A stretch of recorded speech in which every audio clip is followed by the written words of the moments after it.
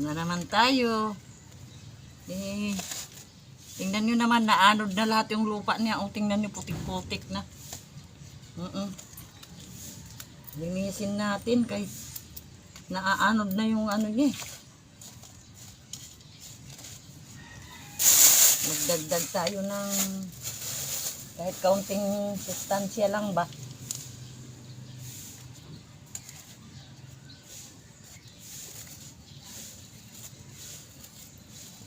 Dagdagan ko ng kaunting lupa kay wala eh.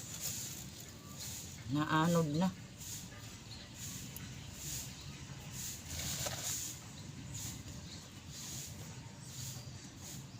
Ito yung mga bagong pinatubo natin.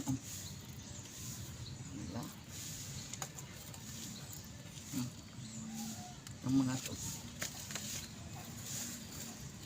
Gawin ko na lang, dagdagan ko na lang ng kaunting pataba, kaunti na ano lang naman yan. Nilagay ko yung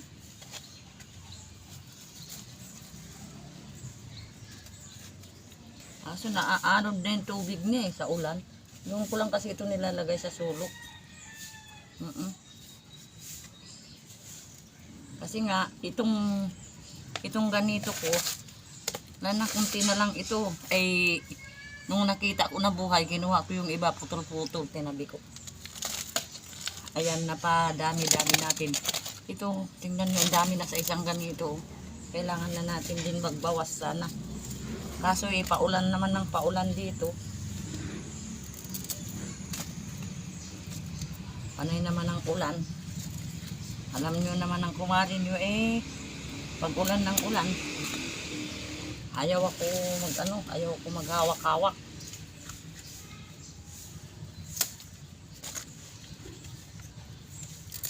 Alisan natin ng dami na nila sa isang ganito. Kung sobra ng dami, pag medyo hindi na kaanong maulan, dami na ito. 1, 2, 3, 4, 5, 6, 6 na puno na siya. Pag hindi na masyadong malakas ang ulan, hindi na hatiin natin. Katutulang mga kasis, masakit ulo ko kaso nakita ko to na wala na eh. Panay kasi ang ulan dito sa amin kahapon din.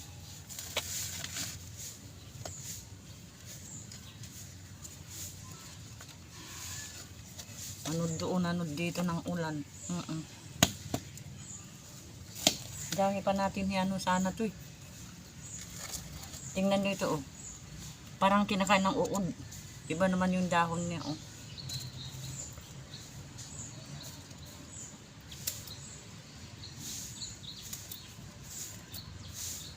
Naisip ko nga i-try ko magtanim ng ganito kung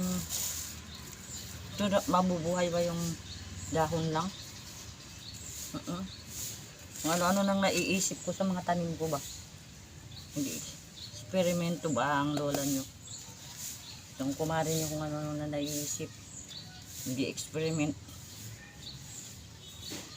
Naaanog na talaga siya. Yung mga rose natin pinatubo. Ayun nandun. Hindi pa natin na ililagay sa ganitong paso. Puno na ng putik. Sa kauulan. Tulad nito, halo-halo na.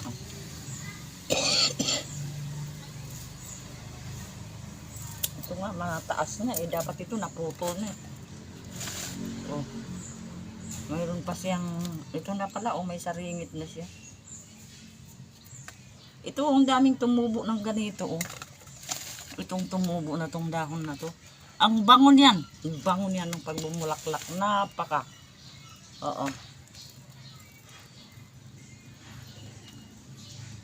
Marami. Pag yan, mababa pa siya. Ayan na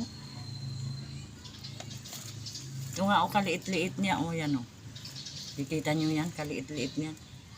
Bunga na yan pinagbulaklakan na niya. Ganyan lang mula sa lupa, nagbunga na. May bulaklak na.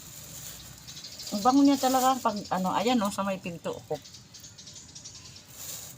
Nilalagay ko yan. Nilalanggam kasi. Pag ano siya yung nilalagay ko yan sa paso. Pag umulan at namumulaklak siya, tinatabi ko yan ng pakunti-kunti.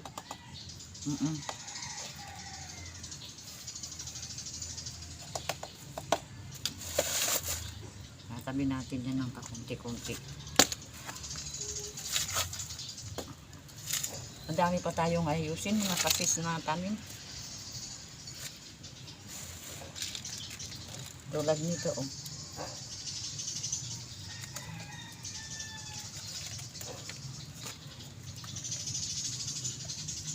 Halo-halo na sila talaga.